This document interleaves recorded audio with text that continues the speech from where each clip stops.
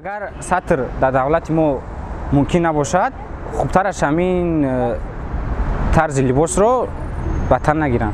همین که در بره سطرها رو از سر زنها میکشند، همین کار در نظر من درست نه.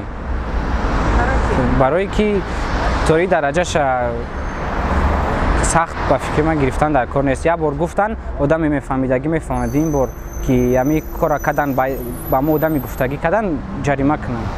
با راههای گوناگون، با راههای نبلکه چی میگن جنگ و جنجال، عذاب و عقوبت و مانع بیاری. راههای چی را یافته؟ مثال اویلم را مثال چی میکنم که مثال خوبتر است، مثال نشان میدیم، مثال بیشتر چی میکنم که تکیه کند به وای فرمت ملی. هر یک بگیم زن تاجیکی ما فکر میکنه که ما حقوقی ما همش در دست ما، این خیلی شدنش ناممکنه، برای که همین حق زن در دست شوهره. اگر شوهر اجازت شد میتونه تیا او زن میتونه لباس خارجی را ببر کنه. اگر که شوهر که مقابل این کار باشه حقوق نداره این لباس زن تاجیکی ما ببر کنه و در شهر شهرت نمایی کنه. بله، از فرمان شوهرشون هم برآمدن خوب نیست. خیلی شوهر خواست اما باید رعایت کنند. من راضی هستم که زنم سطر شد، چون او هم یک زیبایی زن است. اگر شد که زنم داره برای همین مسئله سطر پوشی اگر جریمه شد، من مجبور هستم که وظیفه شوهری هم را اجرا کرده جریمه شد سپرم. شاید که قانون‌ها در بالا اون مقدار درشت و سخت نباشند، ولی اجرا کننده های قانون اونها را مثلا که با طریق غیر مدنی میخوان که پیاده بکنن. مثلا شما ببینید ما شنیدیم که در بازارها اثری مثلا که خانم‌ها روسریشون رو میکشند و رومالشون میکشند میپرتن، این به یگان مثلا قانونیت حتی با قانون‌های داخلی کشور مطابقت نمیکند، با قانون کنستیتوشنی مطابقت نمیکند. منم جانبدار هستم که قانون به تنظیم درآورده شود و مردم مثلا که تقلیدکار نشوند، زیرا که تقلید یک ملت را از بین میبرد.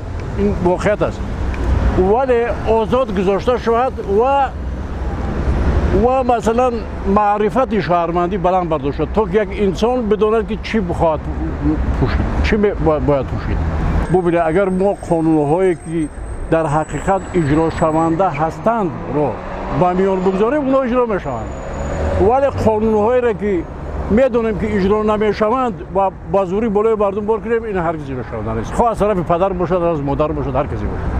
معرفت در کنیم. من خودی همون دختری که در خانواده من زندگی میکند یا که در خانواده یک تاجیک، باید اون معرفت داشته باشد که چگونه لباس باشد، چگونه مثلا که سر و صورت خود را مثلا که تنظیم کند. اما چی میکنم که خودش سپارد اون جریمه را کار کنه و سپارد. من برای جریمه پولم نمیسپارم، من اجازت هم نمیتونم برای سطر پوشیدن. ما بر ضد سطر نیستیم، مثال بس بچه‌ها هستن که ضد مثال وایان سرلی چه دیگه یا پرابلم.